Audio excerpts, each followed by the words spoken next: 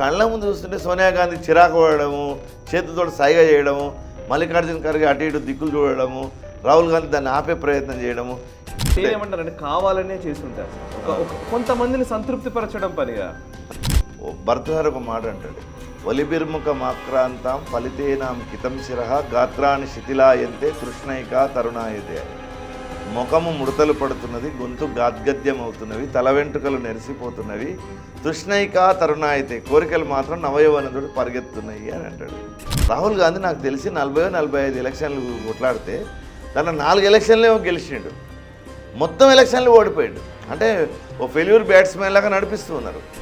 కానీ భారతీయ జనతా పార్టీలో ఒక 100 మంది మోదీలు ఉన్నారు. నమస్తే, వెల్కమ్ టు నేషనలిస్ట్ హబ్. ఈ మధ్య కాలంలో మొన్ననే అభిజిత్ దిప్కే లేకపోతే ఈ జంతర్ మంతర్ ఉద్యమాలు అండ్ అటు రైతుల పేరిట ఉద్యమాలు ఇవన్నీ మనం చూస్తూనే ఉన్నాం. ఇంకోవైపు ఇవన్నీ కలగలిపి మోదీని గద్దెదించడమే లక్ష్యంగా వీళ్ళందరూ పావులు కదుపుతున్నారు, ఉద్యమాలకి రూపకల్పన చేస్తున్నారు, కార్యాచరణలో దిగుతున్నారు అనేది మనకందరికీ తెలిసిన విషయమే. అయితే ఇది కేవలం రాజకీయ పోరాటం మాత్రమేనా? నరేంద్ర మోదీని గద్దెదించే పోరాటం మాత్రమేనా? ఇది సైద్ధాంతిక పోరాటంగా చూడాలా? అంటే ఐడియాలజికల్ వార్గా దీన్ని చూడాలా? ఓవైపు జాతీయవాద భావజాలము, ఇంకోవైపు అరాచకవాదము. రామపక్షమా వామపక్షమా, ఈ రెంటికి మధ్య జరుగుతున్నటువంటి యుద్ధంగానే దీన్ని చూడాలి. ఒకవేళ అదే అయితే గనక దీనికి సొల్యూషన్ ఏంటి? జాతీయవాదులు ఎలా ఆలోచించాలి? డిస్కస్ చేద్దాం. ప్రస్తుతం మనతో ఉన్నారు ప్రముఖ రచయిత, కాలమిస్ట్ డాక్టర్ భాస్కర్ యోగి గారు. నమస్కారం సార్. సార్, భాస్కర్ యోగి గారు, ఫస్ట్ ఇందాక నేను చెప్పిన ప్రకారం మోదీని గద్దెదించడం కోసం అన్ని శక్తులు ఏకమవుతున్నటువంటిది కనబడుతుంది. ఒకవైపు పార్లమెంట్ విపక్షాలు స్తంభింపజేస్తాయి, జంతర్ మంతర్ దగ్గర విద్యార్థులు ప్రొటెస్టులు చేస్తారు, ఇంకోవైపు రైతుల పేరిట ఉద్యమం క్రియేట్ చేయడానికి ట్రై చేస్తూ ఉన్నారు. ఇలా అన్ని శక్తులు ఏకమై మోదీని గద్దెదించడం కోసం, మోదీని అష్టదిగ్బంధనం చేయడం కోసం ప్రయత్నం చేస్తున్నారనేది మనకు కనబడుతున్నది. ఇది రాజకీయ పోరాటమా, యుద్ధమా, లేదా సైద్ధాంతిక పోరాటమా? మీరేం చెప్తారు? ఇది 100% సైద్ధాంతిక పోరాటం. నిన్న మొన్ననే ఒక వీడియో ఏదో చూశాను. ఒక పాత వామపక్షవాది పెద్ద ఆయన, ముసలాయన ఒక ఆయన, ఎప్పటిదో బలరాజ్ మతోక్ రాసిన ఒక పుస్తకం చేతిలో పట్టుకొని, ఇది బలరాజ్ మతోక్ రాశాడు ఈ పుస్తకాన్ని. వాజ్పేయికి సంబంధించి అనేక ఆరోపణలు ఇందులో ఉన్నాయి. అంటే వీళ్ళంతా ఏమీ సరైనటువంటి వ్యక్తులు కారు అని చెప్పడానికి అతను ఆ పుస్తకం పట్టుకొని విపరీతమైనటువంటి ప్రయత్నం చేస్తూ ఉన్నాడు. అట్లనే ఆర్ఎస్ఎస్ మీద అనేక ఆరోపణలు చేసేటటువంటి వ్యక్తులు ఈ మధ్యకాలంలో తయారయ్యారు.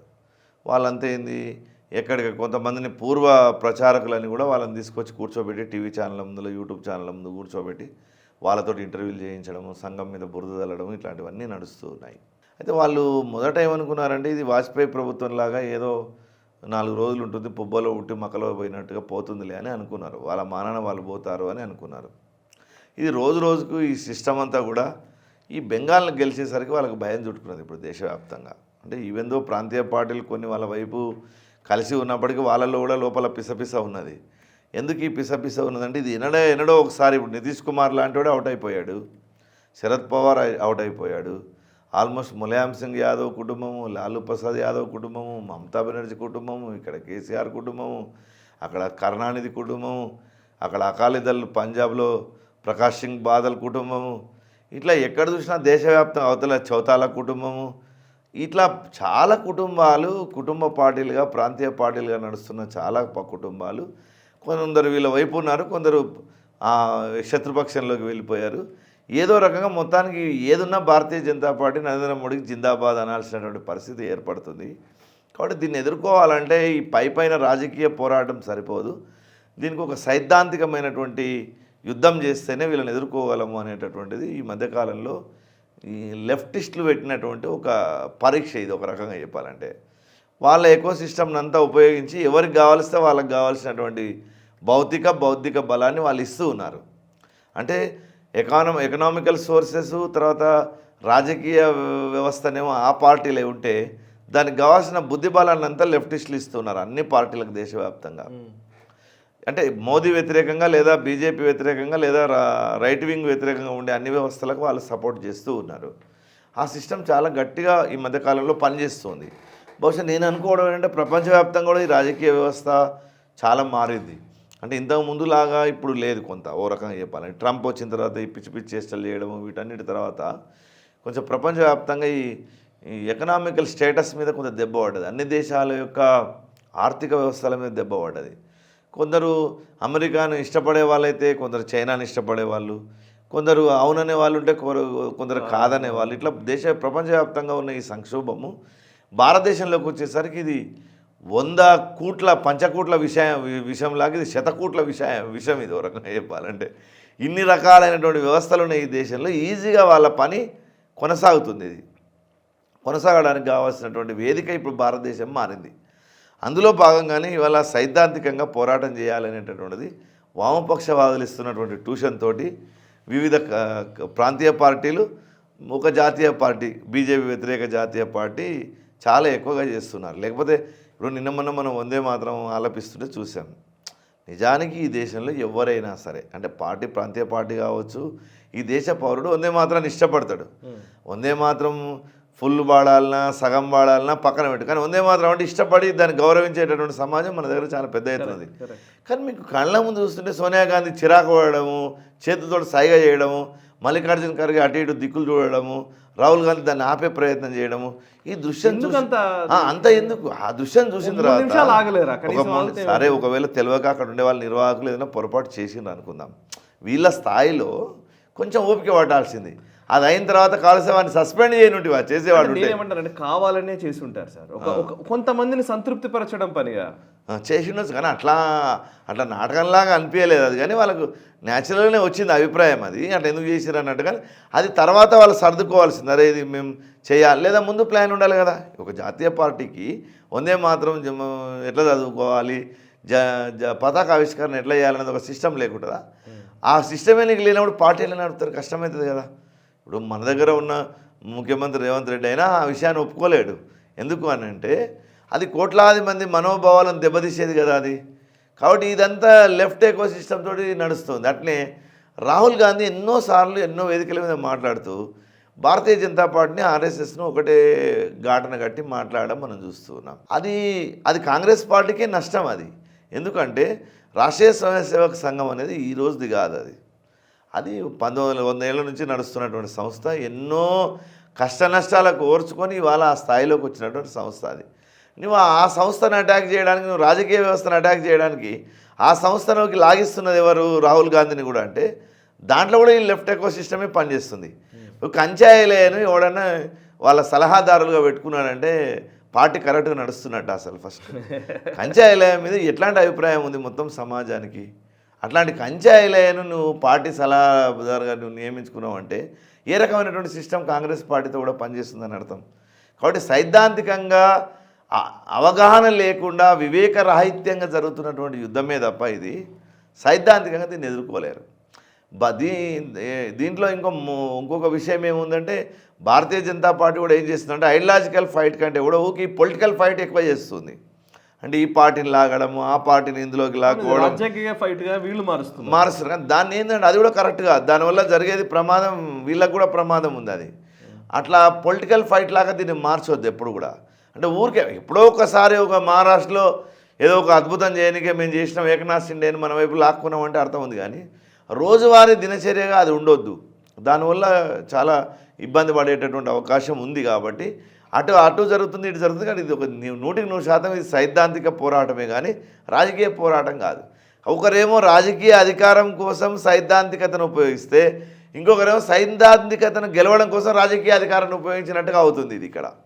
కాబట్టి ఇది కలిసి మెలిసి ఉన్నటువంటి, కలగలిసి ఉన్నటువంటి, కలగాపులగంగా ఉన్నటువంటి అంశంగా మనం చూస్తాం దీన్ని. దీంతో మనం కొత్త స్పష్టమైన సందేశాన్ని సమాజానికి ఇవ్వలేము మనం. నిజానికి భారతీయ జనతా పార్టీ లేదా రాష్ట్రీయ స్వయంసేవక సంఘ ఐడియాలజీ ప్రకారంగా ఈ దేశంలో చరిత్ర మార్చబడాలి, ఈ దేశంలో సాహిత్యం మార్చబడాలి, ఈ దేశంలో నేరేషన్స్ మార్చబడాలి, ఈ దేశం యొక్క సాంస్కృతిక గౌరవం కాపాడబడాలి, ఈ దేశం యొక్క వాల్యూ సిస్టమ్ పెరగాలి, ఈ దేశం యొక్క ఎకనామికల్ గ్రోత్ పెరగాలి. ఇట్లాంటి ఆలోచనలు ఏవైతే ఉన్నాయో, దేశ రక్షణ, భద్రత ఇవన్నీ పెరగాలి. ఈ ముఖ్యమైనటువంటి 5 అంశాలు ఉన్నాయో వాటికి ఇది పరిమితం కావాలి. ఈ మొత్తం సిస్టమ్ అంతా 5టికి పరిమితమై నడిపివ్వాలి. కానీ అనుకున్నంత ఫలితాలు ఆశించినట్టుగా రానప్పుడు, లేదా అనుకున్న ఫలితాలను సాధించలేనప్పుడు పైన వారు జరుగుతుంది కానీ లోపల లోపల బాగా వేర్ల దాకా పాతుకుపోయి ఉన్నటువంటి వ్యవస్థను పెకిలించలేకపోతున్నాం మనం. ఈ 75 ఏళ్ళ నుంచి ఈ దేశంలో ఉండేటటువంటి వ్యవస్థను పెకిలించలేకపోతున్నాం. ఆ వ్యవస్థను పెకిలించేటటువంటి పని ఇవాళ రైట్ వింగ్ చేయాల్సిన అవసరం ఉంది. అట్లయితేనే ఇది సైద్ధాంతిక పోరాటం అవుతుంది. కానీ బయట పైన కేవలం ఈ పార్టీని కలుపుకొని ఆ పార్టీని కలుపుకొని నడిపేటటువంటి ప్రభుత్వాలను నడపగలిగిన దానికి మాత్రం పరిమితమైతే అది సైద్ధాంతిక పోరాటంగా నిలబడదు.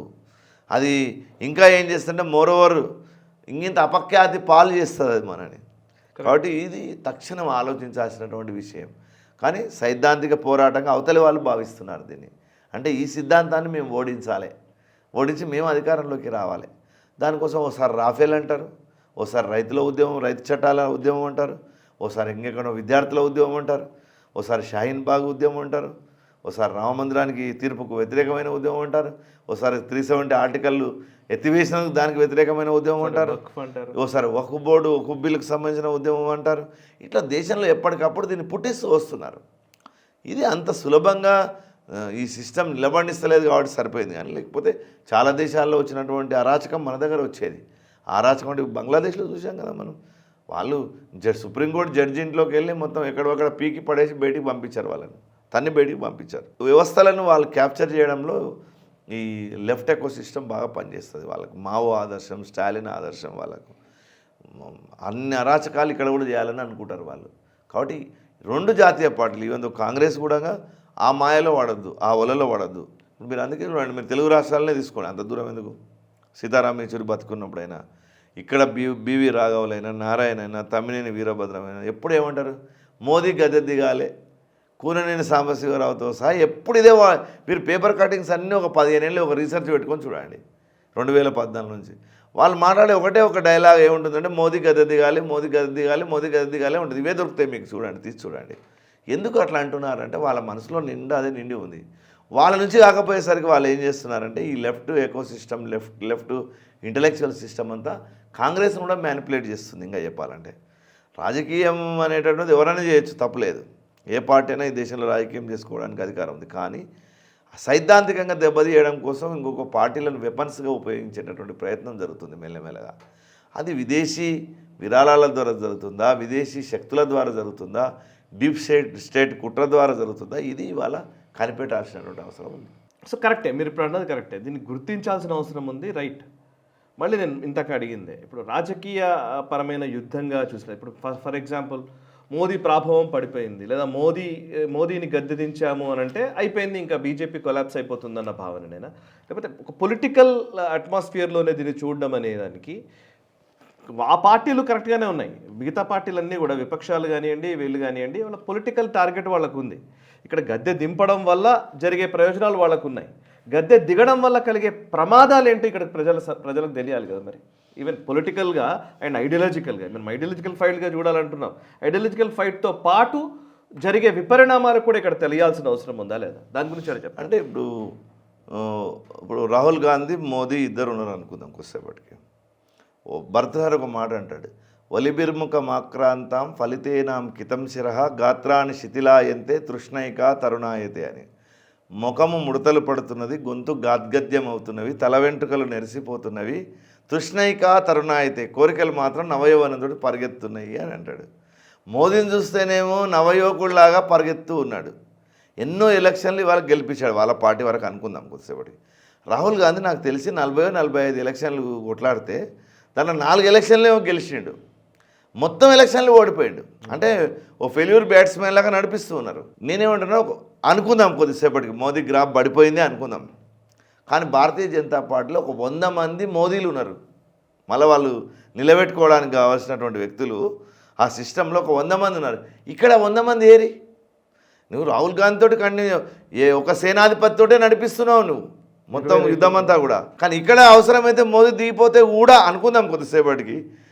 అట్లాంటి అంతే బ్యాటింగ్ చేయగలిగినటువంటి అద్భుతమైనటువంటి వ్యక్తులు ఎంతమంది లేరు, ఎంత గొప్పగా మాట్లాడే వాళ్ళు ఉన్నారు, వ్యూహం చేసే వాళ్ళు ఉన్నారు. కాబట్టి ఇవాళ అట్లాంటి ఆరోపణలు చేసే ఉదాహరణ చెప్తున్నాం మీకు. నీకు మిగతా పార్టీలలో అట్లాంటి చరిష్మా ఉన్న వాళ్ళు ఎడ కనిపిస్తున్నారు? మోదీకి అంత వయస్సు ఉన్నప్పటికీ మోదీ అద్భుతంగా ఉండగలుగుతున్నాడు కదా. తృష్ణైకా తరుణాయతే అని భర్తరాజు చెప్పినట్టు ఉండగలుగుతున్నాడు కదా. కోరికలు మాత్రం నవయువకుడిలాగా పనిచేయగలుగుతున్నాడు కదా. మనం ఎందుకు చేయలేకపోతున్నామని ప్రాంతీయ పార్టీల వాళ్ళు ఆలోచించుకోవాలి, జాతీయ పార్టీ వాళ్ళు ఆలోచించుకోవాలి. అప్పుడు మోదీని దింపడమా ఉంచడం అనేది చర్చ. అప్పుడు ఇక ఇది ఆలోచించుకున్న తర్వాత ఆ చర్చ చేయాలి. అంతవరకు ఈ చర్చకు ముగింపే, అది ఇంకా మాట్లాడదు దాని గురించి. Right sir thank you very much Bhaskar Rao garu. చూసారు కదా, ఇది భాస్కర్ రావు గారు చెప్పే మాట. నిజంగా ఇప్పుడు జరుగుతున్నదంతా కూడా ఇది రాజకీయ పోరాటం కాదు, రాజకీయ పోరాటం కూడా, కానీ అసలు పోరాటం సైద్ధాంతిక పోరాటం ఇది. సో ఐడియాలజికల్ వార్, ఈ ఐడియాలజికల్ వార్ని ఎదుర్కోవాలంటే ఫస్ట్ అవేర్నెస్ ఉండాలి. ఏ పోరాటం, ఏ యుద్ధంలో మనం ఉన్నామో తెలియాలి, ఆ యుద్ధానికి తగ్గ వ్యూహాలు పన్నాలి. సో ఆ ప్రయత్నం జాతీయవాదులు చేస్తారా? కమెంట్స్ ద్వారా తెలియజేయండి మీ అభిప్రాయాన్ని. నచ్చితే ఈ వీడియోని లైక్ చేయండి, 10 మందికి షేర్ చేయండి. మనసా వాచా కర్మన, దేశ హితం కోసం నేషనలిస్ట్. ఈ వీడియో మీకు నచ్చినట్టయితే లైక్ చేయండి, 10 మందికి షేర్ చేయండి. అలాగే కామెంట్ల రూపంలో మీ అభిప్రాయాలను మాతో పంచుకోండి. Nationalist hub group of channels ను సబ్స్క్రైబ్ చేసుకుని తెలుగునాట జాతీయవాద జర్నలిజాన్ని ప్రోత్సహించండి. ఈ వీడియో కింద ఉన్న బెల్ ఐకాన్ పై క్లిక్ చేయడం మర్చిపోవద్దు.